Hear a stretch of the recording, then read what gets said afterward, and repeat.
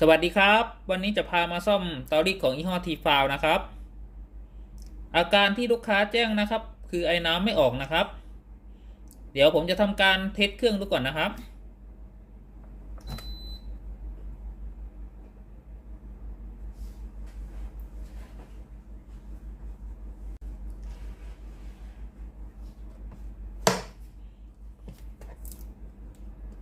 ตัวหน้าเตาร้อนปกตินะครับ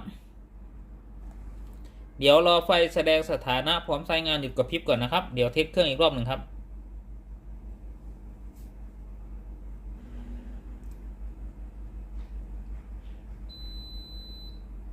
ตอนนี้เครื่องพร้อมใช้งานแล้วนะครับเดี๋ยวทำการกดปุ่มจ่ายน้ำนะครับ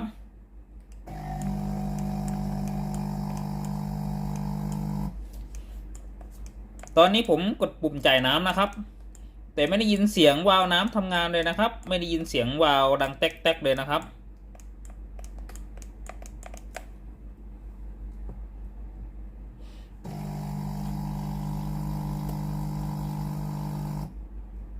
เดี๋ยวผมจะพาแกะดู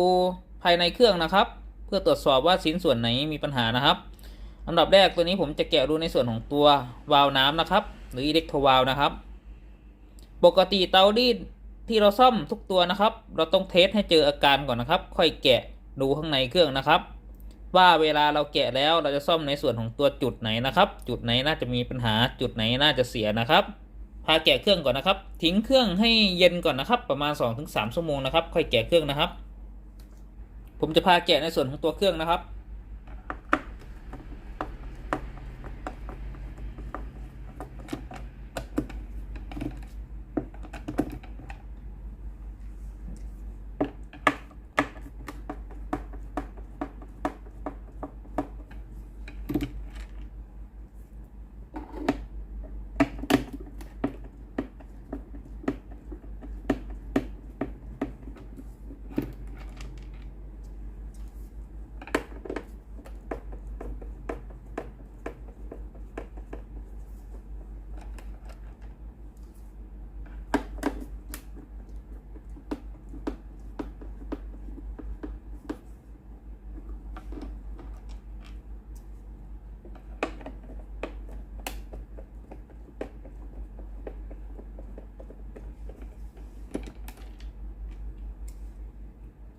มีน็อตทั้งหมด6ตัวนะครับ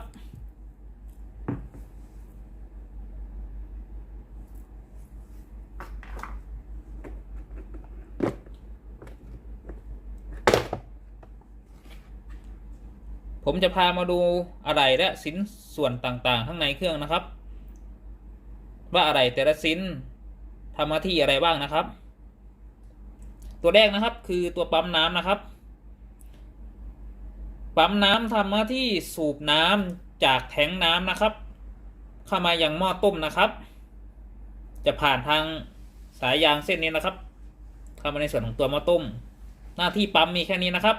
จะต้องมีไฟจ่ายมาเลี้ยง220โวลต์ VAC นะครับปั๊มน้ำถึงจะ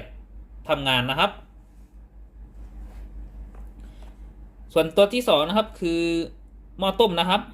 หน้าที่ของหม้อต้มนะครับคือทำหน้าที่ต้มน้ำให้กลายเป็นไอน้ำแรงดันสูงนะครับหม้อต้มจะทำงานได้ก็ต่อเมื่อมีไฟ220โวลต์มาเลี้ยงที่ตัวฮีตเตอร์นะครับหม้อต้มถึงจะร้อน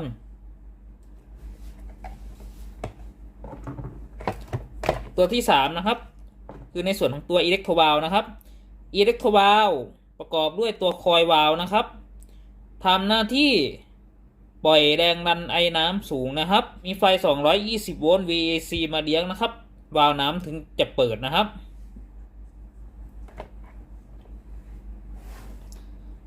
ส่วนตัวนี้คือแผงควบคุมดักนะครับทำหน้าที่ควบคุมการทำงานทั้งหมดของเตารีดนะครับรวมทั้งจ่ายแรงดันไฟไปเลี้ยงอุปกรณ์ต่างๆข้างในเครื่องนะครับไม่ว่าจะเป็นปั๊มน้ำหม้อต้มหรือในส่วนของตัวอิเล็กโทรวาล์วรวมทั้งฮีตเตอร์หน้าเตานะครับคือบอร์ดนี้นะครับทำหน้าที่ควบคุมทุกอย่างเลยครับอุปกรณ์คร่าวๆและการทำงานคร่าวๆมีแค่นี้นะครับส่วนอาการ ที่ผมจะทำการตรวจซ่อมนะครับ ก็คือไอ้น้ำไม่ออกนะครับอันดับแรกเลยนะครับ เราจะมาดูในส่วนของตัวอิเล็กโทรวาล์วนะครับว่าวาล์วน้ำมีปัญหาหรือเปล่านะครับเบื้องต้นนะครับจากการสังเกตนะครับ ตรงข้อต่อวาล์วนะครับ จะมีคราบน้ำนะครับ เมื่อเราดูในส่วนของตัวปัญหานะครับ ว่าในส่วนของตัวอิเล็กโทรวาล์วนะครับ ตัวคอยวาล์วมีคราบน้ำนะครับ ข้อต่อเสียแล้วนะครับ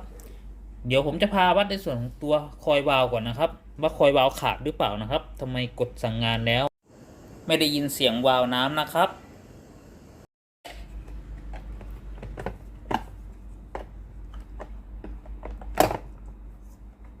เดี๋ยวถอดสายก่อนนะครับตรงนี้คือไฟที่มาเลี้ยงในส่วนของตัวคอยวาล์วนะครับเดี๋ยวผมถอดสายไฟออกก่อนนะครับ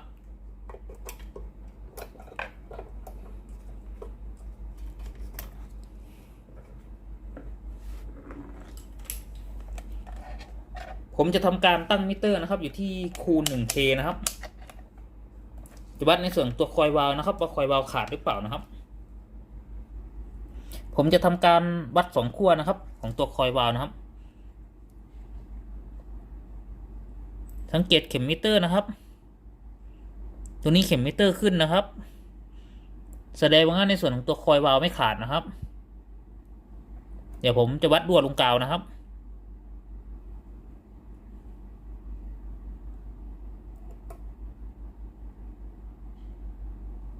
ตรงนี้มีรั่วลงกาวด้วยนะครับ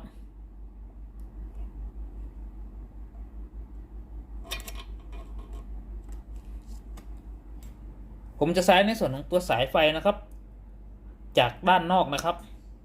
มาต่อในส่วนของตัววาล์วน้ำนะครับแล้วเสียบเข้ากับปลั๊กไฟโดยตรงเลยนะครับ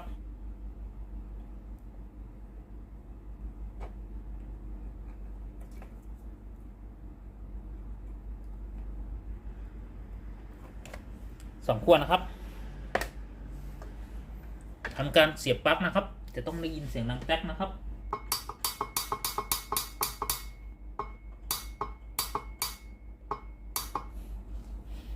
เมื่อเราเทสระบบวาล์วได้นะครับ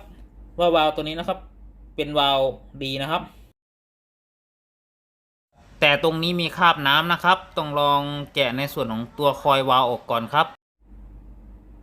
เดี๋ยวผมจะทำการถอดในส่วนของตัวหม้อต้มออกจากวงจรนะครับเพื่อถอดดูในส่วนของตัวคอยวาล์วนะครับว่าด้านในนะครับเข้าสนิมหรือเปล่าเพราะว่าน้ำมันรั่วโดนด้านในนะครับ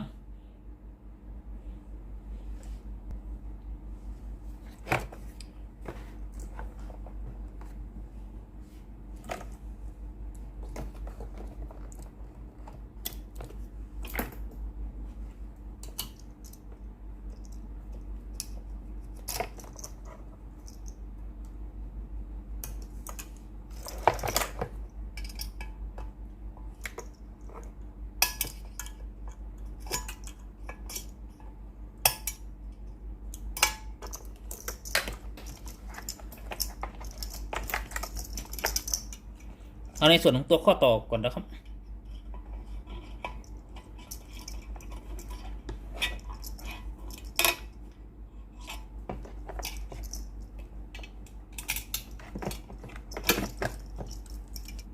ตัวนี้คือในส่วนของตัวข้อต่อนะครับที่น้ำรั่วนะครับ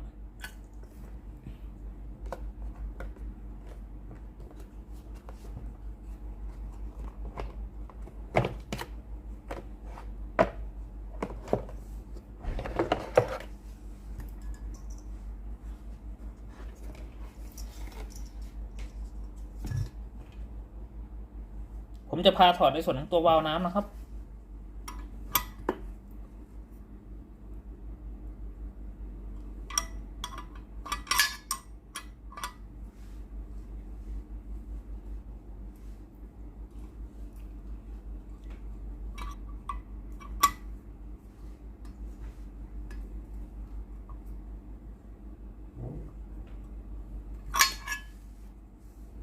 ในส่วนของตัววาล์วน้ำนะครับไม่สามารถหมุนในส่วนของตัวคอยวาล์วได้นะครับน่าจะเกิดจากสาเหตุในส่วนของตัวข้อต่อเสียนะครับเมื่อข้อต่อเสียไอ้น้ำก็จะรั่วไปลงในส่วนของตัววาล์วด้านในนะครับทำให้วาล์วด้านในมันเสียนะครับ กดสายงานไปสักพักหนึ่งตัวคอยวาล์วก็จะรั่วลงกาวนะครับเดี๋ยวผมจะพาเทสระบบไฟก่อนนะครับว่าระบบไฟปกติหรือเปล่าพาประกอบในส่วนของตัวหม้อต้มเข้าไปในวงจรก่อนนะครับเพื่อเทสระบบไฟอีกรอบหนึ่งนะครับ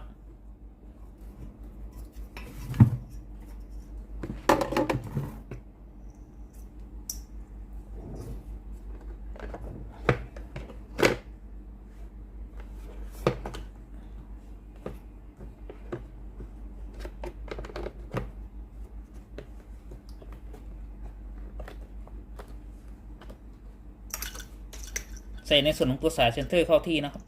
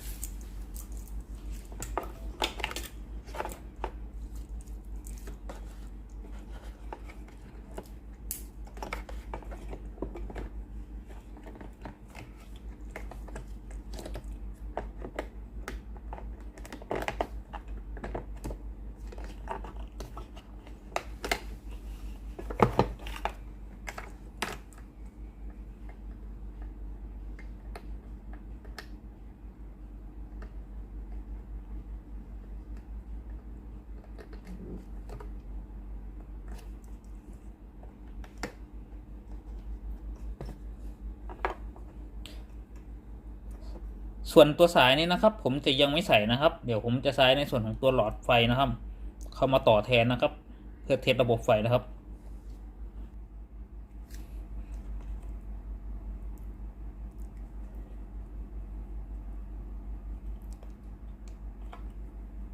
ตรงนี้นะครับ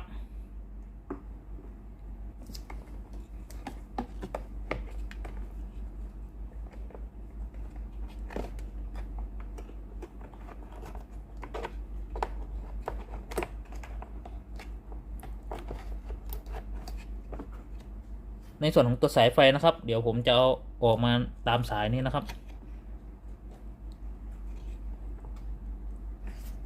ผมจะใส่ในส่วนของตัวโครงร่างนะครับ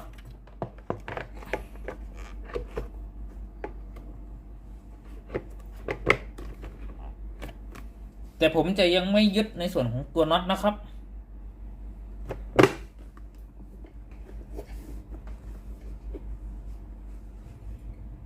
ใส่ในส่วนของตัวจุกด้านข้างด้วยนะครับ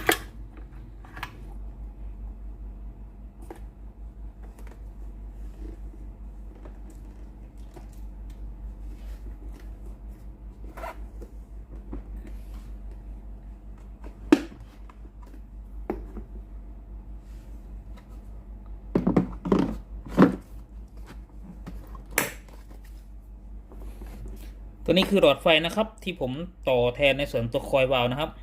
วางไว้ตรงนี้นะครับทำการเปิดเครื่องเพื่อลองเครื่องอีกรอบหนึ่งนะครับตอนนี้เครื่องพร้อมใช้งานแล้วนะครับเดี๋ยวผมจะทำการกดปุ่มจ่ายน้ำนะครับปุ่มจ่ายน้ำตรงนี้นะครับถ้าผมกดในส่วนของตัวปุ่มจ่ายน้ำนะครับถ้าระบบไฟมาเลี้ยงในส่วนของตัวคอยวาล์วปกตินะครับหลอดไฟต้องติดนะครับเดี๋ยวผมกดปุ่มจ่ายน้ำนะครับ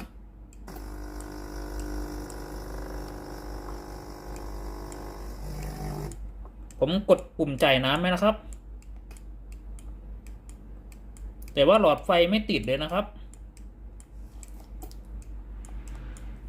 หลอดไฟไม่ติดเลยนะครับปกติถ้ากดปุ่มจ่ายน้ำแล้วหลอดไฟจะต้องติดนะครับแสดงว่าระบบไฟที่มาเลี้ยงในส่วนของตัวคอยวาล์วก็มีปัญหานะครับในส่วนนี้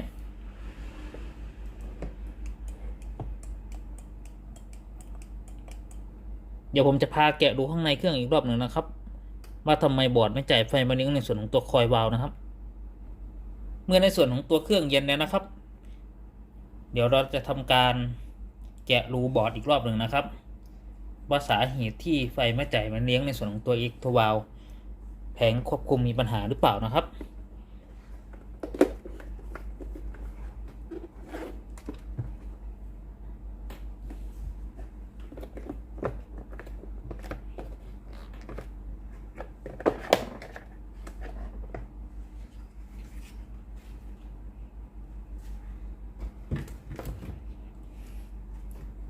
เราจะนำในส่วนของตัวหลอดไฟออกก่อนนะครับ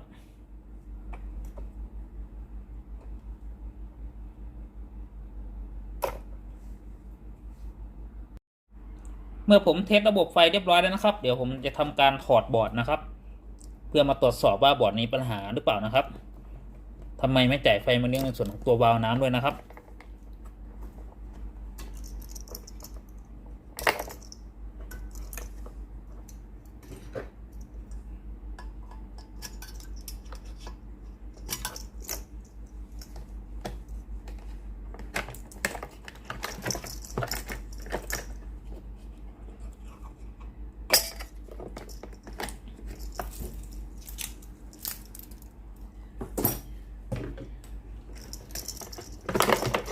นำบอร์ดออกจากวงจรนะครับเดี๋ยวผมจะพาถอดในส่วนของตัวบอร์ดนะครับเพื่อตรวจสอบว่าข้างในมีอะไรเสียหายหรือเปล่านะครับทำไมไฟไม่จ่ายมาเลี้ยงในส่วนของตัวคอยวาล์วนะครับมีน็อต3 ตัวนะครับ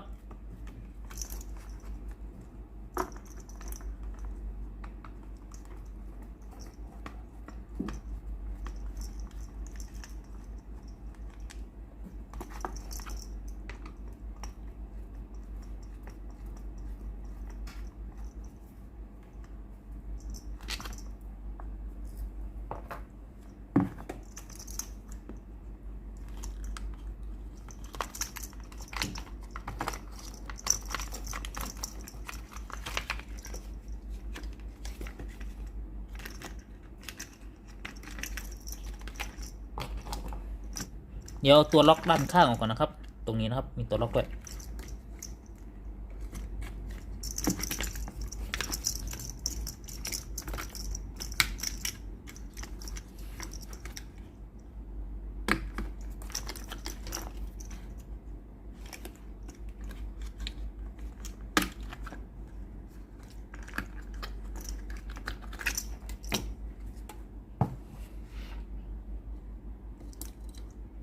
นำออกมาเนี่ยนะครับ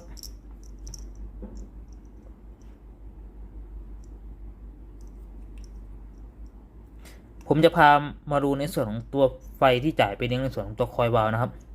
ก็คือสายสีดำนะครับตรงนี้นะครับ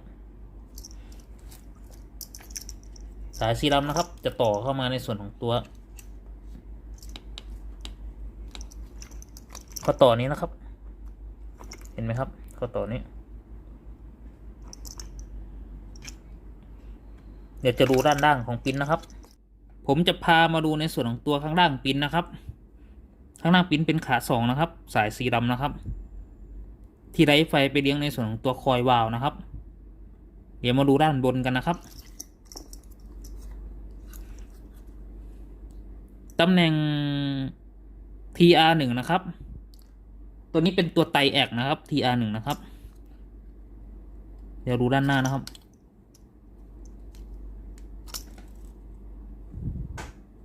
ด้านหน้านะครับมีรอยระเบิดนะครับตรงตัวไตแอกนะครับตรงนี้นะครับวาล์วน้ำน่าจะใช้นานๆนะครับน่าจะซอดลงกาวนะครับเพราะว่าตัววาล์วไม่สามารถถอดได้เลยนะครับทำให้ตัว TR1 ระเบิดนะครับตัวไตแอกระเบิดนะครับ เดี๋ยวผมจะพามาดูใต้ปิ้นนะครับว่าต่อไปไหนบ้างนะครับ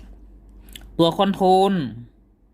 ในส่วนของตัวไตแอกนะครับก็คือในส่วนของตัว CPU คือตัวนี้นะครับเดี๋ยวผมจะได้กลับนะครับขากลางนะครับตามลายปิ้นนะครับวิ่งเข้ามาในส่วนของตัว R28 ก่อนนะครับ จากนั้นขาหนึ่งก็จะวิ่งมาในส่วนของตัว R27 นะครับตำแหน่ง R27 นะครับมีรอยไหม้นะครับ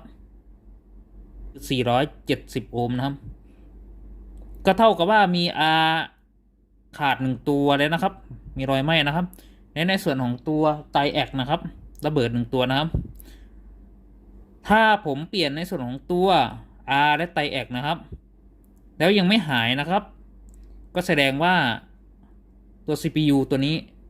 เสียเลยนะครับก็คือช็อตเลยนะครับเพราะว่าจาก R ตัวนี้ก็จะวิ่งเข้ามาในส่วนของตัวขา CPU เลยครับไม่ได้ผ่านตัวไหนอีกนะครับเดี๋ยวผมจะพาเปลี่ยน2ตัวนี้ก่อนแล้วเทสระบบไฟอีกรอบหนึ่งนะครับถ้าเปลี่ยนแล้วหายระบบไฟปกติก็ต้องเปลี่ยนในส่วนของตัววาล์วน้ำด้วยครับเพราะว่าวาล์วน้ำใช้นานๆน่าจะมีปัญหาครับเดี๋ยวเรามาเปลี่ยนกันเลยดีกว่าครับ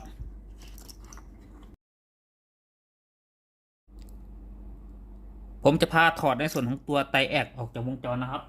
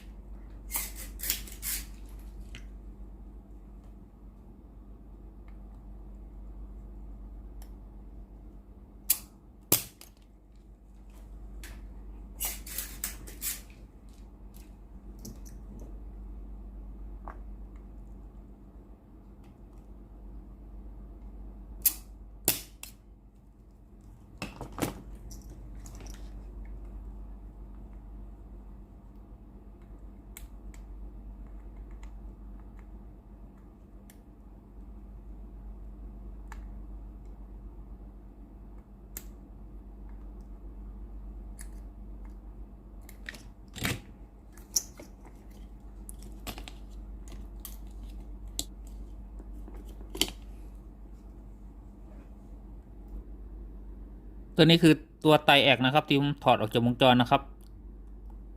ด้านข้างนะครับจะมีรอยระเบิดนะครับ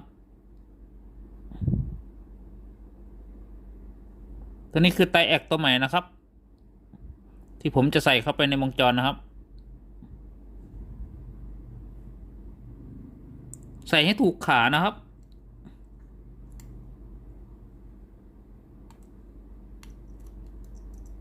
จะมีสัญลักษณ์อยู่นะครับ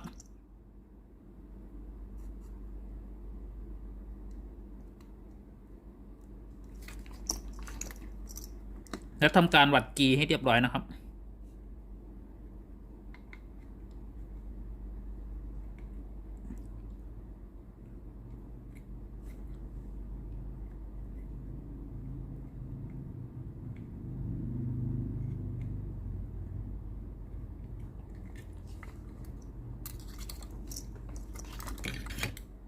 ในส่วนของตัว R นะครับที่ระเบิดนะครับให้ถอดออกจากวงจรด้วยนะครับ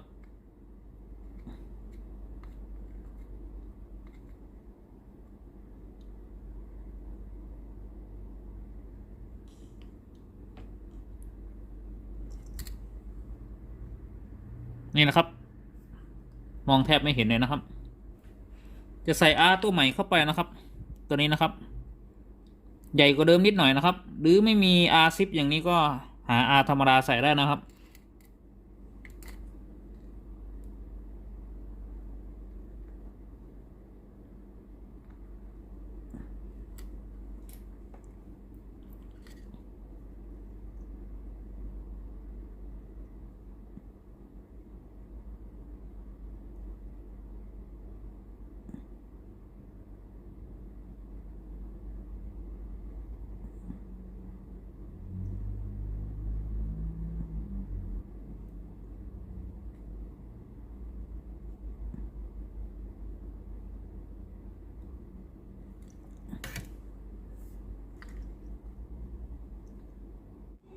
เดี๋ยวทำการตัดขาอะไหล่ให้เรียบร้อยครับ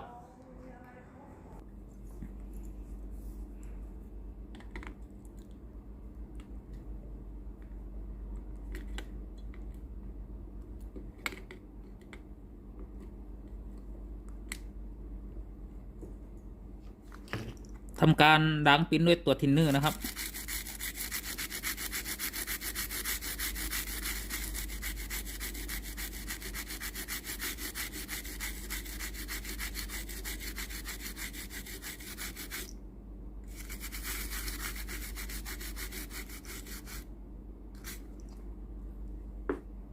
ก่อนทำการประกอบนะครับเดี๋ยวเราจะวัดระหว่างขาไตแอกกับ R นะครับว่าถึงกันหรือเปล่านะครับ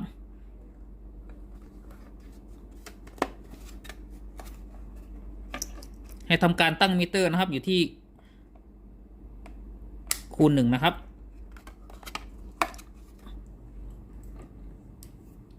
เดี๋ยวทำการแตะสายมิเตอร์นะครับเพื่อดูตำแหน่งเข็มมิเตอร์นะครับขึ้นประมาณนี้นะครับผมจะทำการวัดขากลางนะครับของตัวไตแอกนะครับกับตัว R ที่เราเปลี่ยนนะครับว่าลายปิ้นถึงกันหรือเปล่านะครับตัวนี้สังเกตเข็มมิเตอร์นะครับถึงกันนะครับ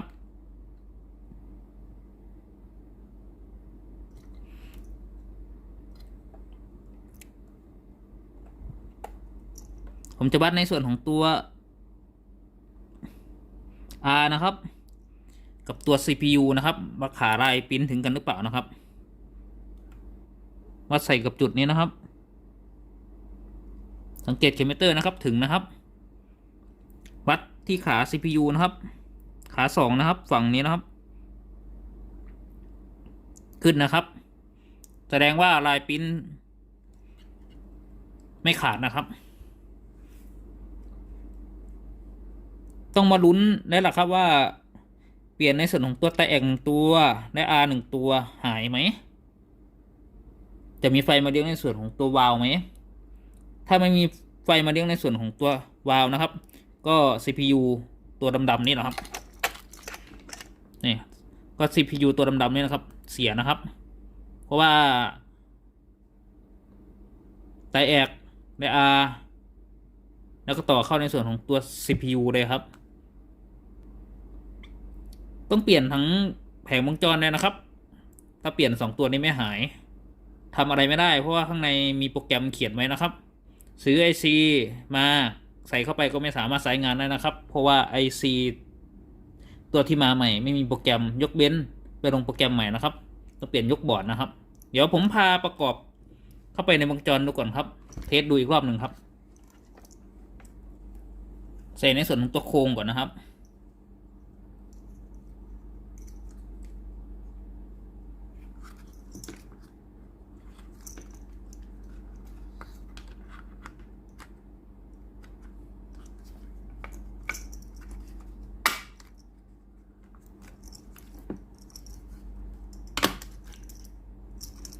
ใส่ในส่วนของตัวครอบสีขาวก่อนนะครับ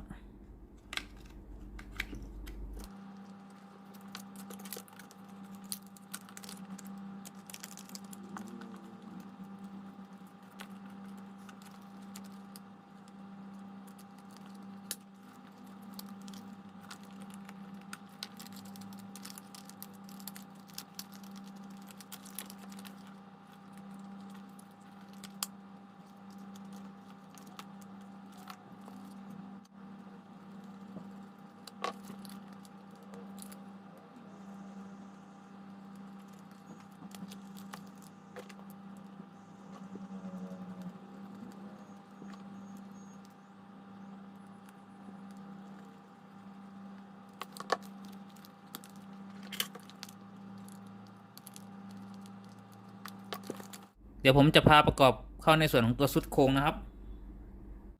ผมจะใส่ในส่วนของตัววงจรเข้าไปในชุดโครงนะครับ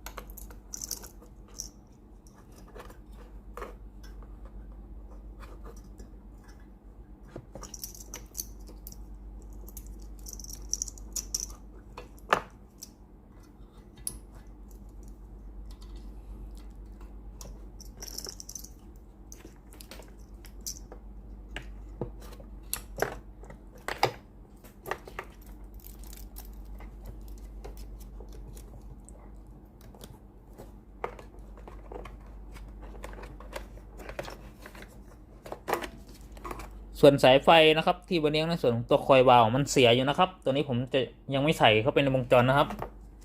ใส่สายแพรไฟที่ไปเลี้ยงในส่วนของตัวหน้าเตานะครับ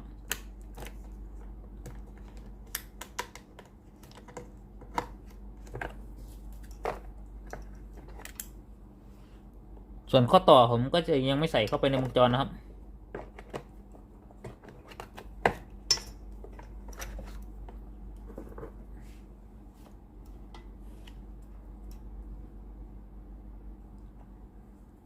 ผมจะใช้ในส่วนของตัวหลอดไฟนะครับต่อแทนในส่วนของตัววาล์วน้ำนะครับ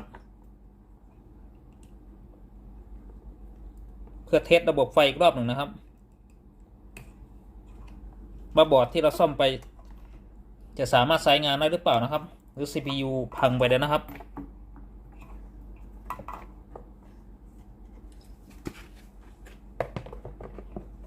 ใส่ในส่วนตัวโครงล่างนะครับ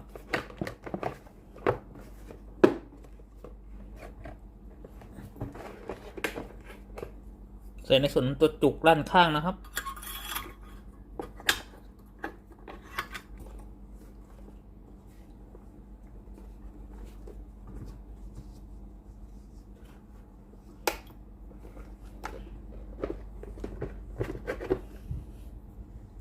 หลอดไฟผมจะวางไว้ข้างบนนี้นะครับ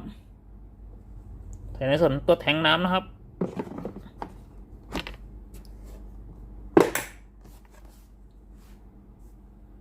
ผมจะทำการเปิดเครื่องนะครับ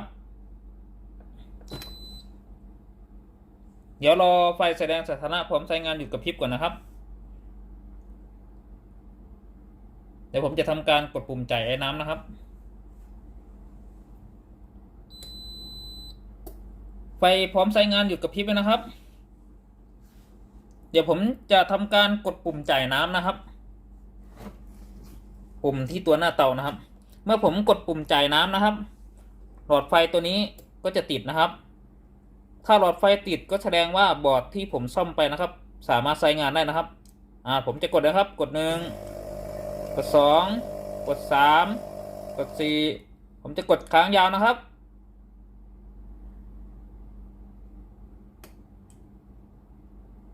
ก็แสดงว่าบอร์ดที่ผมซ่อมไปนะครับสามารถใช้งานได้นะครับ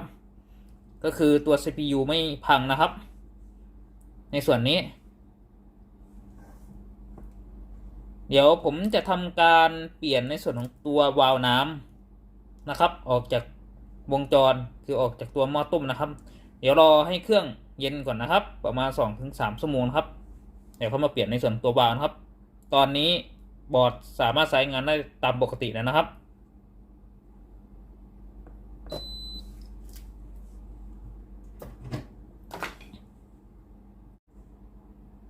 หลังจากที่เครื่องเย็นแล้วนะครับเดี๋ยวผมจะพาถอดเปลี่ยนในส่วนของตัววาล์วน้ำนะครับ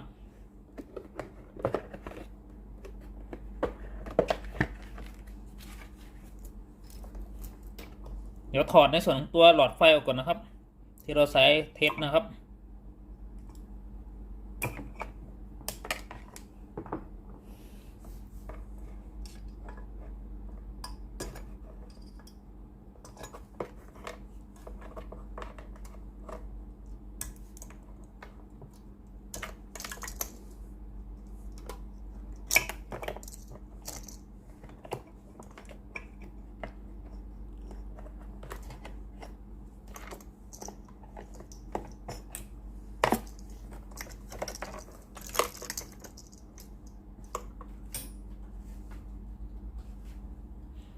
นำปั๊มน้ำออกไปด้วยนะครับ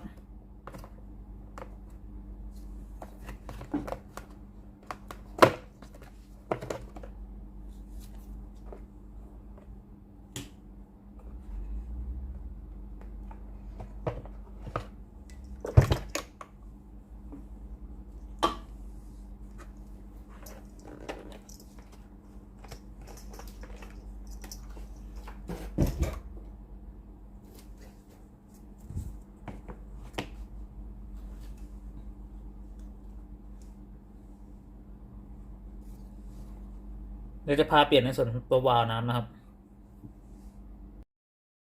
ผมจะพาถอดเปลี่ยนในส่วนของตัววาล์วน้ำนะครับอันดับแรกนะครับใช้ในส่วนตัว ไขควงนะครับแย่เข้าไปในช่องนี้นะครับ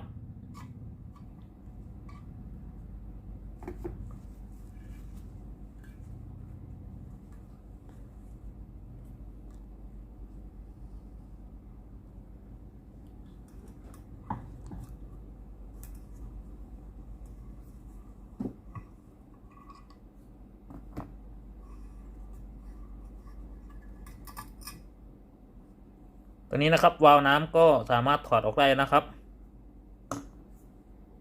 จะใส่วาล์วน้ำตัวใหม่เข้าไปในวงจรนะครับตัวนี้คือวาล์วน้ำตัวใหม่นะครับใส่ในส่วนของตัวกาวล็อกเกลียวก่อนนะครับ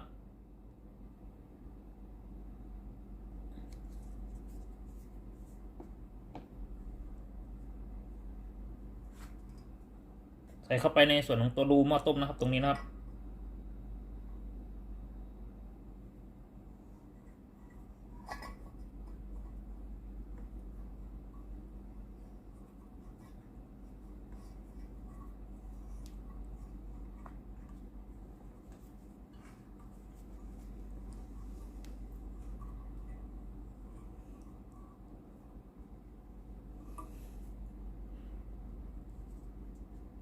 เมื่อตึงมือแล้วนะครับก็ทำการแหย่ในส่วนตัวไขควงนะครับเข้าไปด้านในนะครับทำการหมุนอีกรอบหนึ่งนะครับให้แน่นนะครับ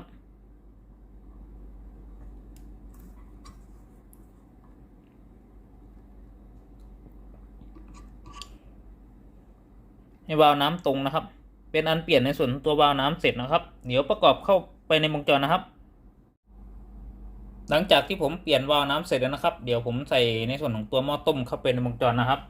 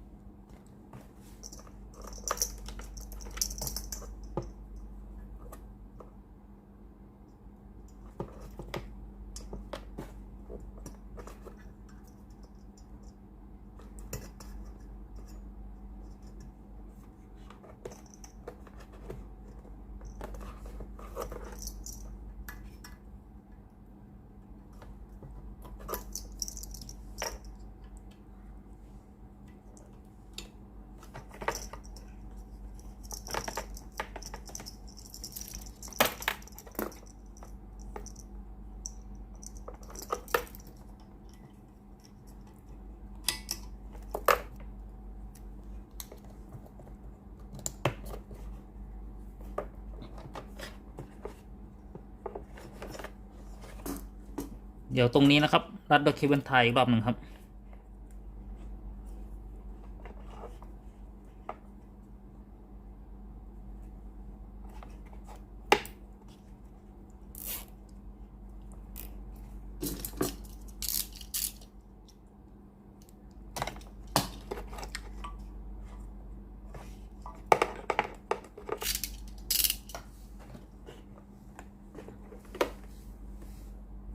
จะพาเปลี่ยนในส่วนตัวข้อต่อกันนะครับ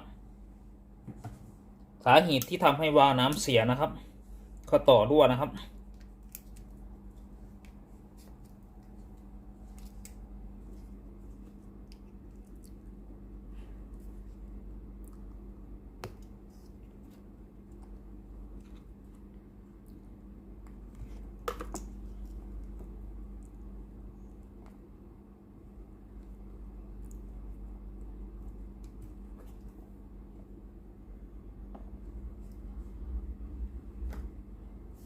ตัวนี้คือข้อต่อตัวใหม่นะครับ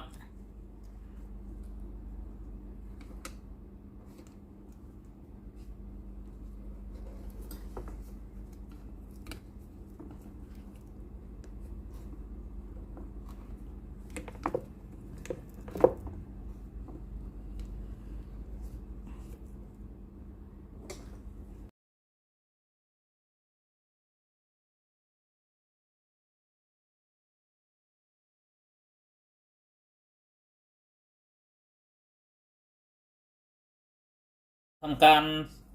ใส่ในส่วนของตัวสายท่อน้ำเข้าไปในวงจรนะครับ เสียบเข้าไปตรงๆเลยนะครับ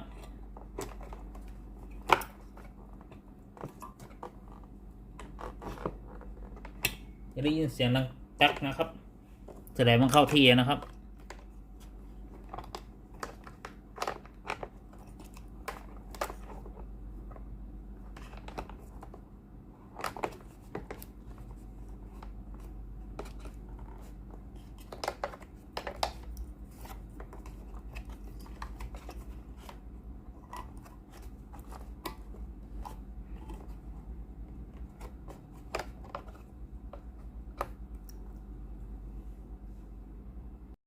ใส่ในส่วนของตัวสายแพรนะครับที่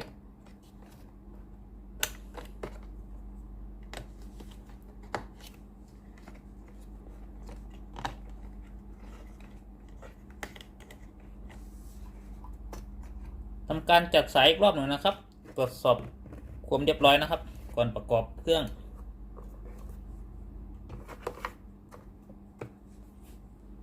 ทำการใส่ในส่วนของตัวโครงฐานเครื่องนะครับขันน็อตให้เรียบร้อยนะครับ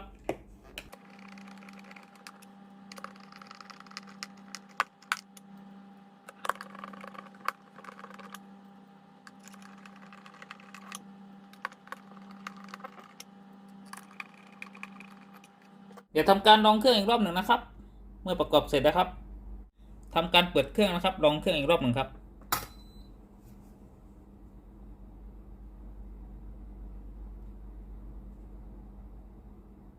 รอไฟแสดงสถานะพร้อมใช้งานอยู่กระพริบก่อนนะครับเดี๋ยวกดปุ่มจ่ายน้ำนะครับ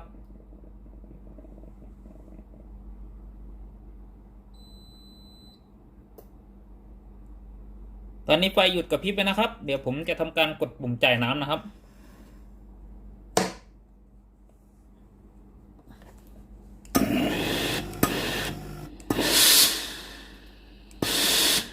ตอนนี้ไอ้น้ำออกปกติเลยนะครับ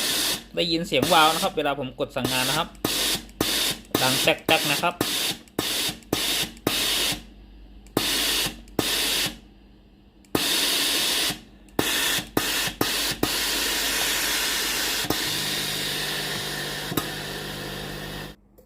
สรุปอาการเสียของเตารีดยี่ห้อทีฟาวนะครับอาการไอ้น้ำไม่ออกนะครับไม่ได้ยินเสียงวาล์วน้ำทำงานนะครับตัวนี้มีอะไรเสีย4 ชิ้นนะครับตัวแรกนะครับเป็นวาล์วน้ำนะครับตัวที่2นะครับเป็นข้อต่อวาล์วน้ำนะครับตัวที่3นะครับเป็นไตรแอกนะครับตัวที่4เป็นรีซิสเตอร์นะครับสาเหตุที่เสียนะครับก็คือตัวข้อต่อวาล์วน้ำนะครับรั่วนะครับและไปโดนในส่วนของตัวอิเล็กโทรวาล์วตัวคอยวาล์วนะครับทำให้คอยวาล์วใช้งานสักพักหนึ่งรั่วลงกาวนะครับทำให้บอร์ดระเบิดนะครับขอบคุณมากครับที่รับชมคลิปวิดีโอครับขอบคุณมากๆครับฝากกดไลค์กดแชร์กดติดตามให้ด้วยนะครับมีคลิปใหม่ลงทุกสัปดาห์นะครับขอบคุณมากๆครับสวัสดีครับผม